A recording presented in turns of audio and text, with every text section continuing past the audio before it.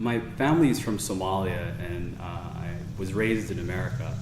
I remember growing up in a pretty moderate Sunni Muslim household, and I left the religion at a really young age. At around 15 is when I left. There is no such thing as unconditional love in Islam. Your family is your family, and they love and care about you, but it's all based on your adherence to the religion. The second you start to deviate from the religion, that love is gone. You are no longer kin to them. You are a stranger to them. When I first started expressing my opinions on Islam, the immediate action was you need to read more Quran. And it was a slow build-up. It started first with, let's just read this, passage together, or let's go pray together.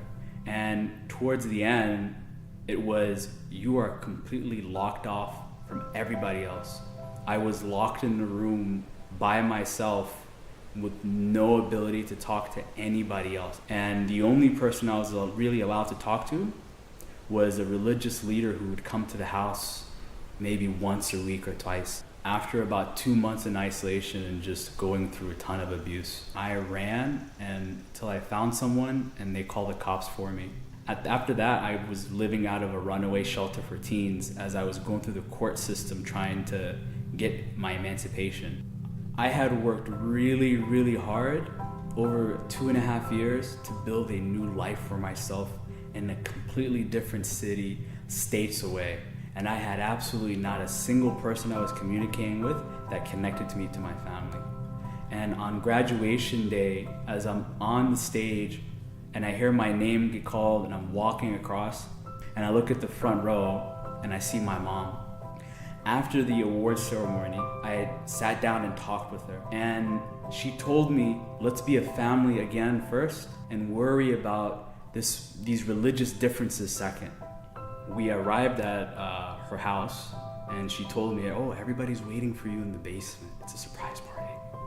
And I came in through the front door and there was a lot of shoes, at the front of the house. I could smell all sorts of food that, brought back all sorts of amazing memories. And I went down into the basement. I was halfway down the steps when I heard the door close behind me and then locks turn. We didn't have locks when I lived there. So it was at that moment I knew that I had walked into something that I shouldn't have walked into. When I turned the corner in the basement, there was every adult male in my immediate family and a religious leader sitting in the center. And I knew immediately there was no escaping this. I had to let them do whatever it was that they were there to do and hope that I made it out of this situation alive. The moment I realized that my life could be in danger was when I saw one of my uncles in the foreground getting angry. Although they've been reading the Quran on me for hours, there's no reaction. The jinn apparently isn't showing itself, something's wrong. From his point of view, he rationalized that the reason that I wasn't reacting was I wasn't possessed. The theory that they had that I was possessed wasn't true. And if I wasn't possessed, it meant that I freely chose to be faithless and that it was my decision to leave the religion. And before I knew it, fists were connecting to my face. I was being hit all over and I just heard things being yelled. Do you know how much pain you put your mother through? Do you know how much shame you brought to the family? Stop acting this way. So they looked at me and they were scared to look at me. Eventually it was just a few immediate family, a few uncles that remained.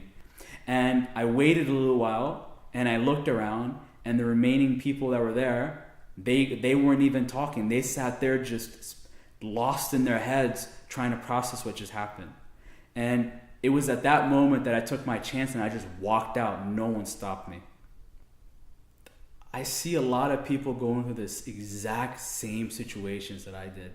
And the thing that they're missing is the practical knowledge, because when they go to other organizations for runaway youth, those organizations don't know how to help them. The help they give them sometimes is the worst kind of help.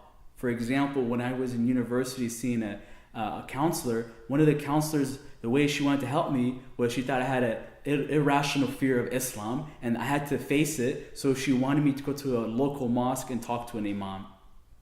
She wanted to expose me as being ex-Muslim and go talk to an imam. So some of the advice that people give these kids actually can put them in danger. And so what I've been doing is giving them real advice that actually has helped me. Stuff that they can do to prepare.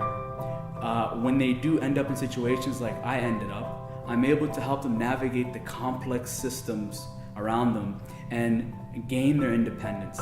And so I feel a responsibility, especially after all the horrors I witnessed working in this community, to speak out and to speak for the ones who can't speak, the ones that Islam is silencing.